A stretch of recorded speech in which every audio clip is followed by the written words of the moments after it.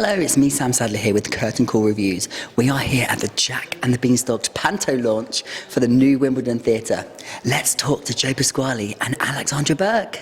This guy needs no introduction. Joe Pasquale, how are you doing? Hello, Sam. How are you, lovely? I'm very well, thank you very much. Are you looking forward to Panto? I'm very much. I love what I love is you're so enthusiastic, and you're like the Joker. You've got this great smile, and you're like a human cartoon. The pink mic.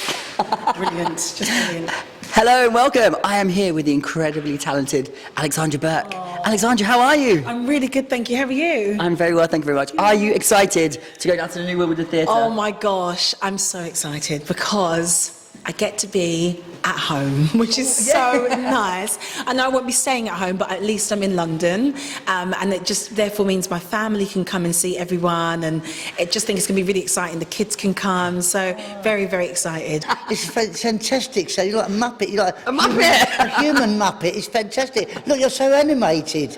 Honestly, it's like someone's drawn your face. It's great, Sam. How are you, love? I'm very well, thank you very much. Yes. Yeah, okay, so you are playing Simon. Yes, Silly Simon. Silly Simon. Yes, that's me, love. What's it like sharing headline with Joe Pasquale? And also Joe is directing, which I'm just so excited about. Joe is just the most wonderful human being. I actually got to meet him when I was doing Sister Act as well, like properly, and I just can't get over his spirit. His heart is in such a beautiful place, and yeah, I'm really thrilled to be working with him. And I've got a big burp coming. I don't know, I'm holding it in, but I've got a burp coming, Sam, so I apologise if it comes out in the next minute while we're talking. I'm directing it, so let me direct. I've been directing for about 10 years now, which I love. And I always think Panto is the mainstay of a Panto. There's two things it has to have. It has to have really good comedy, and it has to have a really good baddie. Without a good baddie, then there's no light and shade in it. And the better the baddie is, the better the show is. Do you enjoy being a baddie? Baddie or goodie? What's your favourite? I've got to say, when I first done this role at the Palladium, I was really scared about doing it because I didn't want to be the baddie, and actually I really enjoyed it. I'm all trying to hold it in, but it might come out. Okay. So why? It just came out then. Let's change it under one. Sorry about that, Sam. You usually play the goodies. Have you ever played a baddie, and would you want to play a baddie? I do want to play a baddie, but I'd be like Noddy with an headache. Yeah, I don't know how whether my cloth is cut enough for the baddie. I don't think I'd scare anyone. It was actually really nice to get booed. It was nice to get like people like making loads of noises and stuff like that. And then I redeem myself. I've become good at some point, hopefully, and this I do as well. So it was really good fun. The costume's amazing. Alexandra is I saw her at the Palladium the year before last. She's fantastic, and without a good baddie, you need that contrast.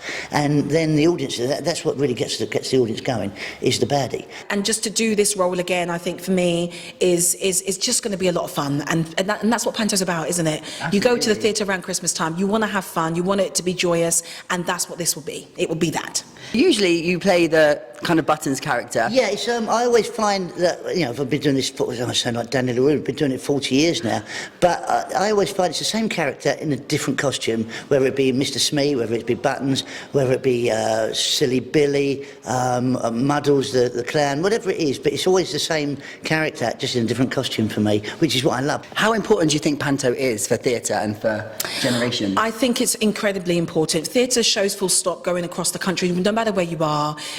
It's an escape for so many people. It also is, for me personally, I believe as an artist, it's the hardest you'll ever work when you are in theatre. I grew up watching some great people in Panto. My first Panto was Rod Hull and Emu, which is well before your time, right? And I did 2 years with Rod, and he taught me that Panto for the comic is mayhem, but it's controlled mayhem. You have to create the mayhem, but you also have to control it as well, and he was a genius at that. I don't care what anyone says to me, hands down. If you've done theatre, you've worked really hard, because executing a show for 8, 10, 12 shows a week is no joke. The commitment that people in theatre have to have, and the sacrifices that we make in order to give a show and to do it every single day relentlessly is hard, but we do it because we love to do it. And I'm not a theatre trained actress. I've learned for the past 10 years, I've learned so much from different directors and been around different actors and actresses, and I have to tell you, I owe a lot to theatre. So you go to the new Wimbledon Theatre. Have you performed there before? Loads of times. I haven't done Panto there for about 25 years, but I do stand up there quite a lot. So yeah, it's a great theatre. During the late part of the 19th century, there's a great, you might know all this stuff, Frank Matcham was a great designer of theatre, as an architect. So, and then after Matcham built all these theatres around the country, people started to copy his architecture on it, and Wimbledon It's one of those places that it's based on the Frank Matcham design, and it's just beautiful to be in. It's one of those places when you walk in and you've got all that architecture at the top, all the great Cornish stuff up there, and it's a really warm theatre as well. What's great for comedy in that room is they're right on you. It's like a giant living room, so they can see you. You can see all their faces, they can see you, and there's not a bad seat in that theatre, which is always wonderful for Panto. It's given me so much confidence. It's made me even more disciplined, and I was so disciplined before, but I'm way more disciplined now, and it's given me a massive respect for what people do and what they've trained so hard to do. So, you know, theatre is an escape for people. We just want to bring some magic on stage, allow people to just be in the moment with us, and to have 2.5 hours of complete and utter fun, and to turn your phones off. Yes. Yeah. Oh, yes. Yeah. Oh, yes. The other thing that's really important about Panto, it's the first time that kids actually come to a theatre, you know, 5, 6, 7-year-olds. And nowadays, as you know, everybody, all these youngsters now, they've got iPads, got iPhones, and all they do, they're obsessed with social media. They're in that screen all the time. So to get them out of that and to get them in the live theatre with, you know, express themselves with a load of live performance, they can shout and they can scream. They haven't got to look at a screen, and they're interacting for the first time with somebody on stage. And if you get them at that age, then you've got a theatre go for the rest of their life. Then I was going to actually, that was one of my questions, was how important is Panto? And I think you've it's really important, but particularly for the younger generation. Also, obviously, it's a huge tradition in this country anyway. But it's really important that youngsters get introduced to the theatre and something that they can. Once again, I love that the school shows. When you've got like 5 or 6 different schools in, and you've got like 1,000 kids, all like between 5 and 8 years old, and they're screaming at the top of their voices, and I love the way they express themselves. And sometimes the teachers go, shh, keep quiet, and go, no, don't tell them to keep quiet. Let them express themselves. Let them react the way you want them to react. And then if they love it, which they invariably do, they'll want to go to the theatre again. I think you're quite right. So when I used to see matinees, children laughing is the funniest thing, isn't it? It's just contagious, and you guys must crack up as well, because it's contagious. And I just swallowed a burp then as well. We just had lunch. Yeah, sorry about that. Yeah. You have an incredible theatre career. Oh, what's next? So you've played literally every role. What's next?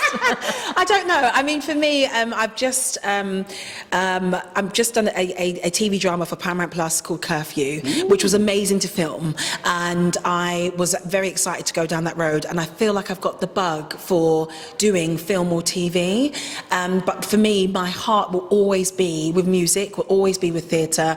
And if the doors open to do more other acting things, I think that's definitely the route I'm going to go down. But right now, I'm still finishing my album, which I'm so excited about. I need to get it done before this starts, because that's going to take up all my time. I'm actually on tour at the moment, in a tour, it's just me, stand up, it's called 40 Years of CAC, because I've been doing it for 40 years, and it's CAC. Strangely enough, I did Good Morning Britain the other day, and the researcher had misspelt it, and she went, so you've been doing 40 years of crack lately then? I went, no, it's not crack, what are you talking about? No, I don't do crack, I've never done crack. She went, well, it says he's done 40 years of crack. No, it's 40 years of CAC. I've never done crack in my life, it's CAC.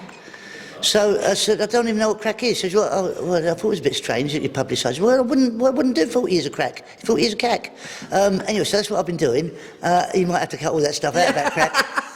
The one thing that's my biggest achievement, I'm just enjoying being a mum, if I'm completely honest with you. I'm in my own little element, in my own little Cloud9 world, just with my kids and my beautiful partner, Darren, so yeah. I was going to say, because you've been Star Baker, you've been a Strictly Finalist, you've been SAS dragged through the mud, you've literally done everything, you've been a pop star. Does being a mum compete with that? Mum is the best. Being a mum is the best, yeah, I have to say. Obviously, you don't know it until you've had kids, and I now understand the sacrifices that my mum made for her children. But I think for me, ultimately, being a mum is my greatest achievement. And then we've got the Panto coming up, and then next year, I'm doing a tour called the Pratt Pack, strangely enough, which is, we did a one-nighter this year at the London Palladium, which is myself, Bradley Walsh, Shane Ritchie and Brian Conley, all 4 of us. And it worked out, I think it's Petula Clark was doing a one-nighter at the London Palladium, and she pulled out, she's 91, 92 now. Oh, wow. So she pulled out, and they phoned him up and said, do you want to come and do a bit of stand-up? Do a show? And he went, hold that thought. He phoned me, he phoned Brian, phoned Shane, and thankfully, it was Easter Saturday. None of us were working on that Saturday night. He said, do you want to come do a show? So I went, yeah. And we didn't know it was going to put a big 15-piece band in, and it was one of the best nights I've ever spent on stage.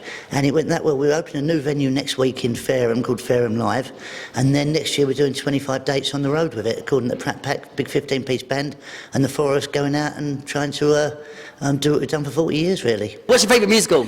Oh, that's really hard. Yeah. Favourite musical would probably have to be Lion King, because it's the first musical I ever saw. First musical where I saw people like myself on stage, and I thought, oh my God, I could do this at 17 years old. So it holds a special place in my heart, The Lion King. I've never done it. I'd love to do it. I mean, that could be quite cool, actually. I've never thought about that until this moment, so thanks for that. Iconic, it's so iconic. It's just amazing. And I think my favourite musical I've been in, that's really hard to answer. I'm probably going to have to say, oh my God, that's really hard. What is it like working with those icons? I mean, you're an icon in yourself, but what is it like with all those icons together? Well, the thing is, we started off together. We've known each other for over 40 years, and we all did the same first time we ever worked together, all four as a foursome. We were doing our own independent bits on it, but it was the Royal Variety Show in 1993. And we stayed mates for 40 years. And so we've been talking about it for 10 years. Brad's always going, oh, we should go and do a show together. And then it just happened. Why should people see Jack and the Beanstalk? I mean, come on. Look who's in Jack and the Beanstalk, guys. Yes, you've got great casting. We're going to have a blast, and we'll probably get everyone involved. So come and see us.